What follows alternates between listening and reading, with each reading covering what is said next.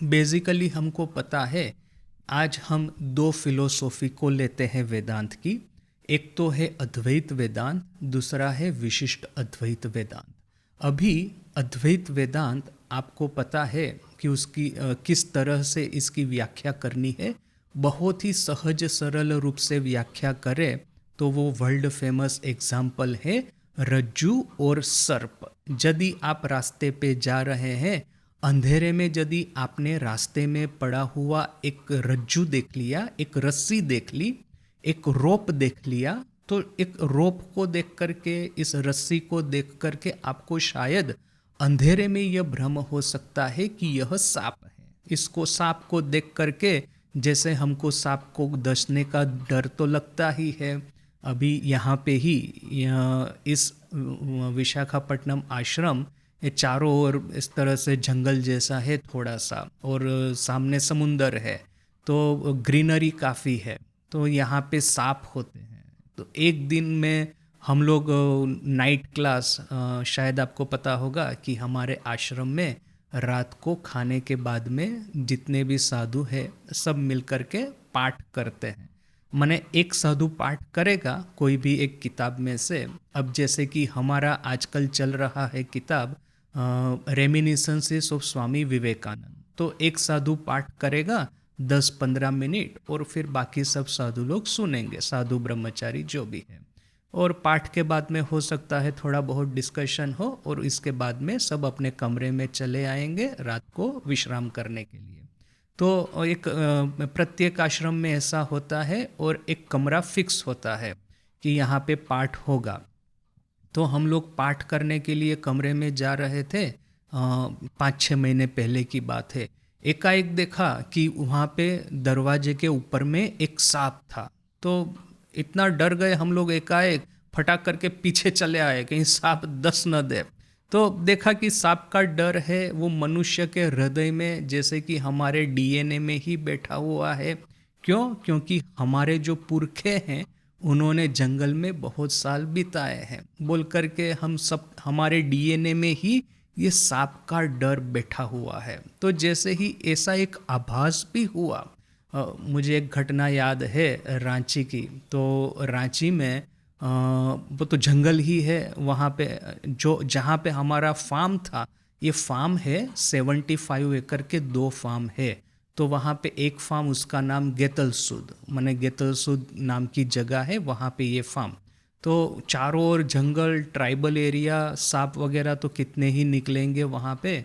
तो वहाँ का मैनेजर मुझे एक बार बता रहा था कि एक दिन अर्ली मॉर्निंग को गया बाथरूम में, तो हाथ धो रहा है, हाथ धोते धोते उसको ऐसा लगा, लाइट ऑफ था बाथरूम का, तो उसको ऐसा लगा कि वहाँ पे बेसिन के भीतर में कुछ सॉफ्ट कुछ पड़ा हुआ है।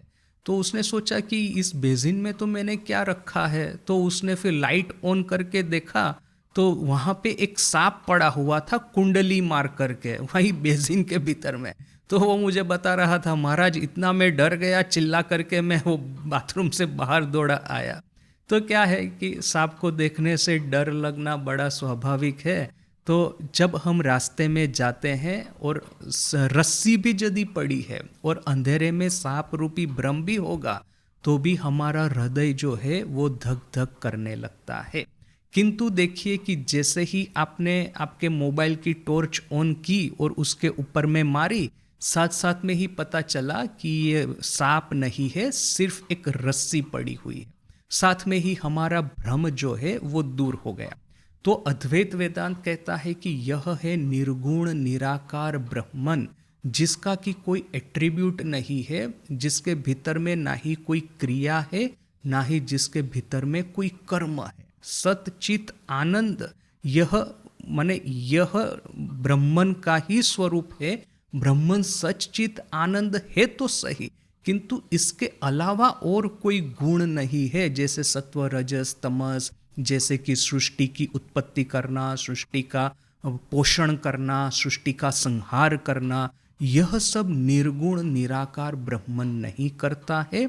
उसके ऊपर में अविद्या या अज्ञान का एक लेयर प्रकट होता है, जिसके बाद में से, अब जैसे ये आपने ये फिजिक्स का यह एक्सपेरिमेंट शायद किया होगा, जब आप स्कूल में होंगे कि एक प्रिज्म ग्लास है और यहाँ पे सूरज का प्रकाश उसके ऊपर में आप डालते हैं, तो आपको तो पता है कि सूरज का जो प्रकाश है उसमें किसी भी तरह का कलर नहीं होता, बिना कलर का वाइट प्रकाश है। इवन वाइट भी नहीं कहेंगे, सूरज के प्रकाश को हम कलरलेस ही कहेंगे।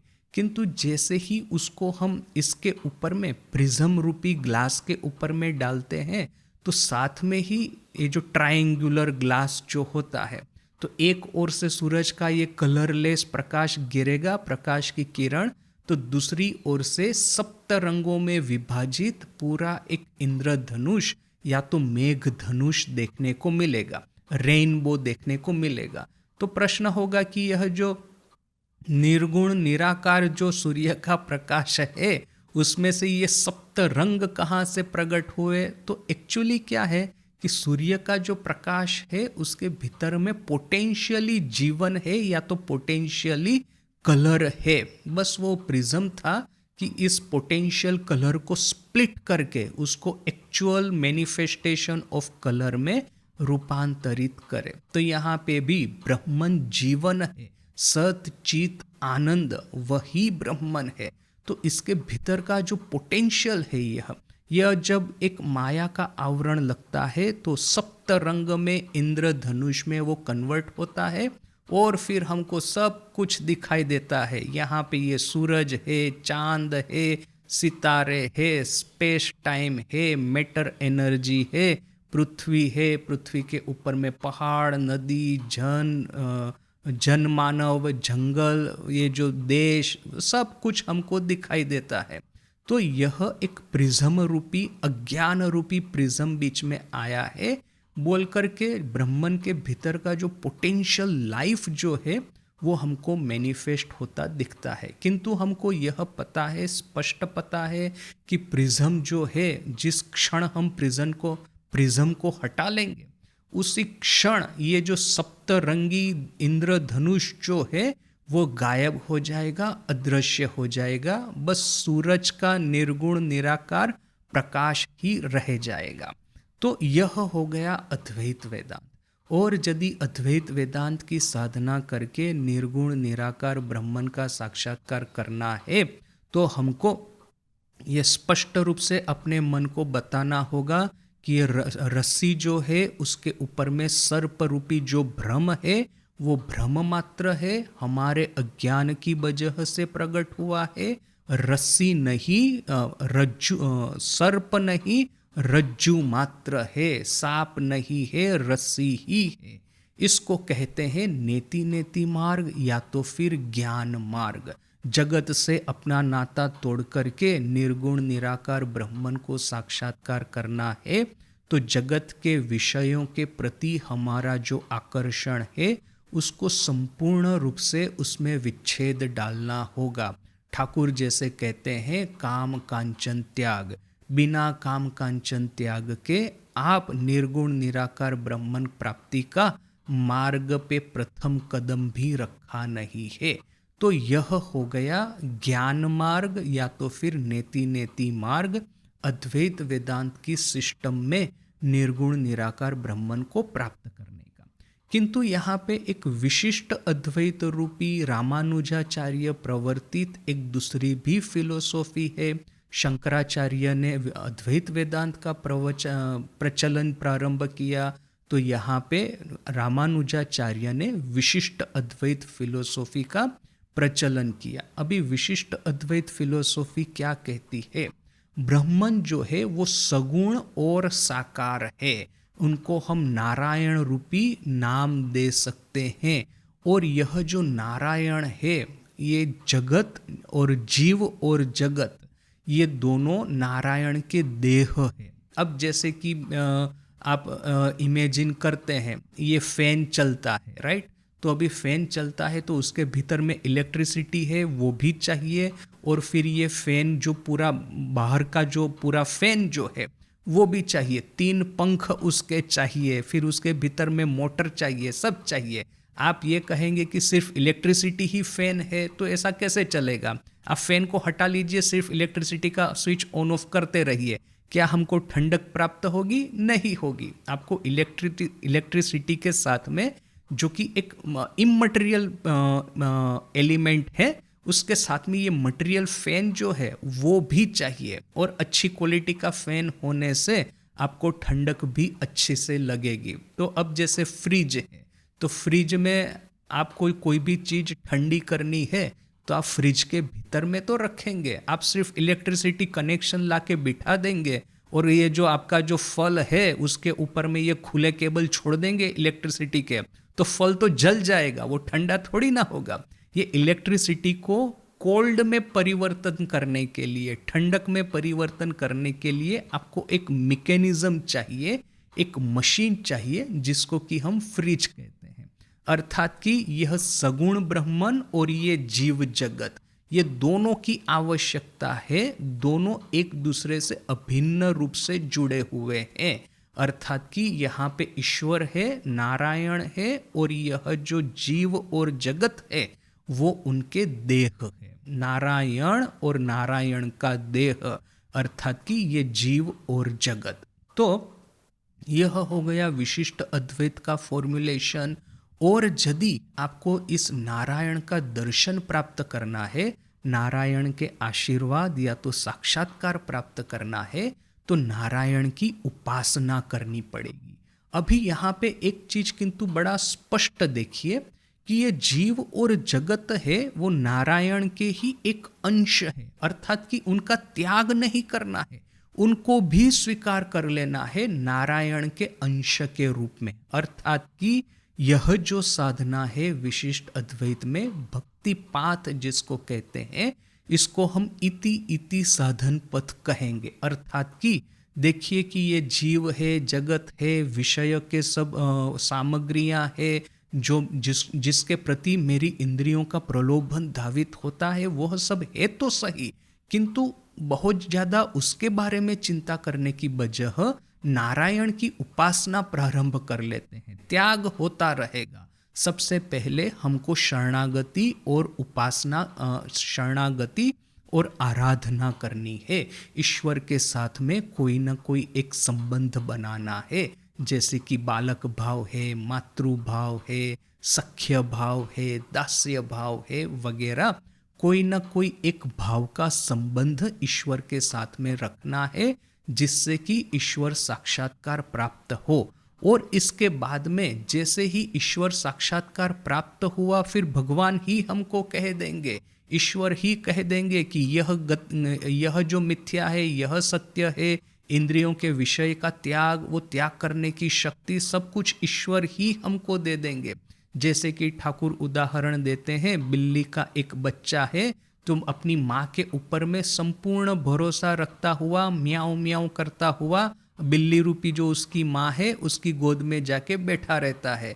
फिर उसकी माँ उसको पकड़ करके कहीं पे बिछाने पे रखे तो वहाँ पे रहता है, उसको पकड़ करके कहीं जमीन पे रखे तो वहाँ पे रहता है। म्याऊं म्याऊं करता है बिल्ली का बच्चा, और माँ के ऊपर में संपूर्ण निर्भर होके रहता है। तो यह हो गया इति इति साधन पथ, या तो फिर भक्ति मार्ग। भक्ति मार्ग में जीव और जगत का त्याग करना है। यह बहुत ज़्यादा टेंशन लेने की जरूरत नहीं है, क्योंकि जीव और जगत है सगुण ब्रह्मन या तो फिर नारायण के ही अंश विशिष्ट है। जैसे कि मेरा देह है, अभी देखिए कि मैं अपने हाथ को काट दूं तो मुझे क्षति तो बहुत होगी, कष्ट तो बहुत होगा, किंतु ये हाथ जो है वो मैं नहीं हूँ। तो क्या है कि मैं अपने हाथ पे डिपेंडेंट नहीं हूँ, हाथ मेरे पे डिपेंडेंट अवश्य है। तो क्या है कि ये जो कनेक्शन है देही और देह, यह कनेक्शन है नारायण और इस जीव और जगत के बीच में। तो आप यदि मेरे साथ में मित्रता करना चाहेंगे तो आप ऐसा थोड़ी ना कहेंगे कि हाथ के साथ में मित्रता नहीं करनी, पैर के साथ में मित्रता नहीं करनी, सर के साथ में मित्रता नहीं करनी, किंतु महाराज के साथ में करनी है। बट किंतु ये हाथ पैर सर वगैरह हटा दे तो फिर मेरा रहेगा क्या? तो वही कि यहाँ पे आपको नेति नेति नहीं, इति इति करना है, और सोचना भी नहीं है यह सब के बारे में। किसी भी एक व्यक्ति के साथ में मित्रता करने को जाते हैं, क्या आप ऐसा सोचते हैं कि मैं उसके हाथ के साथ में मित्रता कर रहा हूँ, उसके कान के साथ में मित्रता कर रहा हूँ, उसके नाक के साथ में मित्रता कर रहा हूँ, उसके हाथ, नाक, कान, पैर जो कुछ भी है उसको आप सिंगल एक होल के रूप में ही देखते हैं, एक संपूर्ण परिपूर्ण एक व्यक्ति के रूप में ही देखते हैं, उसको आप सेपरेट करके नहीं देखते। जिस तरह से अद्वैत वेदांत में है कि ब्रह्मन जो है निर्गुण है, उसको सृष्टि के साथ में कोई लेना देना नहीं है, बस एक प्रिज्म ग्लास बीच में। अब जैसे कि रज्जू है, रस्सी है, रस्सी को सर्प के साथ में क्या लेना देना है? सर्प का जो आभास जो हुआ है रस्सी के ऊपर में, वो तो आपके अज्ञान की वजह से हुआ है। रस्सी को थोड़ी ना कोई फर्क पड़ता है कि आप उसको रस्सी के रूप में देखते हैं, न कि फिर उसको आप सांप के रूप में देखते हैं। यह जो सूर्य का प्रकाश है उसको हम सप्तरंगी इंद्रधनुष के रूप में जो देखते हैं, उसके साथ में सूर्य के प्रकाश को क्या लेना देना है? वो जो हम देख रहे हैं, हम ही ने तो ये प्रिज्म ग्लास बना करके हम ही ने तो उसको इसमें से इसमें पसार करवाया है और हम ही ने उसको स्प्लिट करवाया है सप्तरंग में। तो उसके साथ में सूरज के प्रकाश को तो कोई लेना देना नहीं। ऐसा थोड़ी ना है कि मैं यदि प्रिज्म ग्लास बीच में रखूंगा तो सूरज की शक्ति बढ़ जाएगी और प्रिज्म हटा लूंगा तो सूरज की शक्ति कम हो जाएगी। सूरज को उसके साथ में कोई लेना देना नहीं। अर्थात कि यह जो अद्वैत वेदांत का रास्ता है उसमें निर्गुण निराकार ब्रह्मन को जीव और जगत के साथ में कोई लेना देना नहीं है। अर्थात कि यदि आपको निर्गुण निराकार ब्रह्मन को प्राप्त करना है, प्राप्त करना क्या, वो तो हमारा सही स्वरूप ही है। यदि अपना सही स्वरूप साक्षात्कार करना है तो फिर आपको जीव और जगत को संपूर्ण रूप से रिजेक्ट करना होगा। ये जो जगत है, विषयों के भोग्य वस्तु है, उसके साथ में अपनी जो कामना वासना रूपी कनेक्शन जो बैठा हुआ है उसको संपूर्ण रूप से विच्छेद करना होगा। जैसे ही आपने उसको विच्छेद कर दिया वैसे ही हमारे भीतर में जो निर्गुण निराकार ब्रह्मन जो हमारा स्वरूप है, सच्चित आनंद स्वरूप है, वो स्वतः ही जागृत हो जाएगा। आपको एक बार ये प्रिज्म का ही यदि फिर से उदाहरण दे तो एक बार आपने सूरज के प्रकाश के सामने प्रिज्म रख दिया, सप्तरंग में उसको विभाजित कर दिया रेनबो के रूप में। अभी आप कहते हैं कि मुझे अभी रेनबो नहीं चाहिए, ये इंद्रधनुष नहीं चाहिए, मुझे फिर से वही सूरज का वही निर्मल प्रशांत प्रकाश ही चाहिए। तो ऐसा करने के लिए क्या आपको ये रेनबो को फिजिकली हटा करके सूरज के प्रकाश को फिजिकली थोड़ी ना ले आना है? ऐसा नहीं है। जैसे ही प्रिज्म हटाया वैसे ही वो रेनबो अदृश्य हो गया और वही सूरज का प्रकाश जैसा था एज इट इज रहेगा। ठाकुर का जैसे उदाहरण कि एक कमरा 1000 साल से बंद है, तो उसमें आपने जैसे ही लाइट का स्विच ऑन किया या तो फिर जैसे ही लैंप का प्रकाश डाला, तो ऐसा थोड़ी ना है कि 1000 साल का अंधेरा जाने के लिए और 1000 साल लगेंगे। धीरे धीरे करके अंधेरा आया था, धीरे धीरे करके अंधेरा जाएगा नहीं। जैसे ही प्रकाश चला गया अंधेरा आ गया, जैसे ही प्रकाश ऑन हो गया अंधेरा गायब हो गया। अभी 1000 साल आप उसको अंधेरे में रखें न कि 1,00,000 साल आप उसको अंधेरे में रखें, कोई फर्क नहीं पड़ता। जिस क्षण आपने वो स्विच ऑन किया बत्ती का, उसी क्षण उजाला हो गया। देखिए ये जो माइनिंग करते हैं हम लोग, ये जो पृथ्वी के भीतर में, जमीन के भीतर में, तो माइनिंग करते करते हम कितना डीप में जाते हैं। अभी जहाँ पे हम डीप में गए हैं वहाँ पे तो सूरज का प्रकाश कभी पहुँचा नहीं है। पृथ्वी की यह जो गठन हुआ है, पृथ्वी जो फॉर्म हुई है, वो 4 बिलियन ईयर्स उसको लगे हैं। 400 करोड़ साल पृथ्वी को लगे हैं। आज माने 400 करोड़ साल पहले पृथ्वी की रचना हुई थी। अर्थात कि मान लीजिए कि आज एक बहुत गहरी आप माइन, अर्थात कि ये जो ये खान जिसको कहते हैं वो अब खोदेंगे, जमीन के भीतर में बहुत डीप में जाएंगे और फिर वहाँ पे आप बत्ती जलाएंगे, तो फिर क्या ये 400 करोड़ साल जो लगे हैं पृथ्वी को बनने के समय, तो 400 करोड़ साल से यहाँ पे अंधेरा था। तो आपने जब बत्ती ऑन की इस माइन के भीतर में, तो क्या प्रकाश को आते आते 400 करोड़ साल थोड़ी ना लगेंगे? 4 सेकंड आपको मैंने वो स्विच ऑन करने में जितना टाइम लगा 4 सेकंड का, विदिन 4 सेकंड वो पूरा जो चेम्बर है, जो माइन आपने किया है क्रिएट, वो जो खोदा है 4 सेकंड में उसमें उजाला हो जाएगा। तो यहाँ पे इस तरह से है।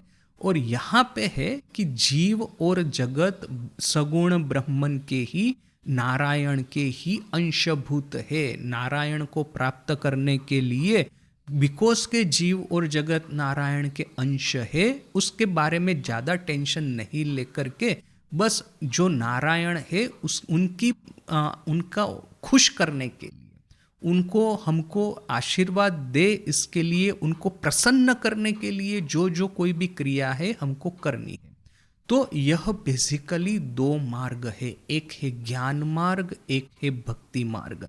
ज्ञान मार्ग में नेति नेति करके जीव और जगत के साथ में अपना पूरा जो रिश्ता है या तो नाता है उसको तोड़ना है। यहाँ पे इति इति करके ईश्वर को आवकारना है कि मैं आपका दास हूँ, मैं गरीब हूँ, मैं अधम हूँ, मेरे भीतर में पूरा अंधेरा छाया हुआ है। हे प्रभु आप आइए और मेरे हृदय को उजाला प्रदान कीजिए। ऐसा कुछ आपको शरणागति के माध्यम से करना है।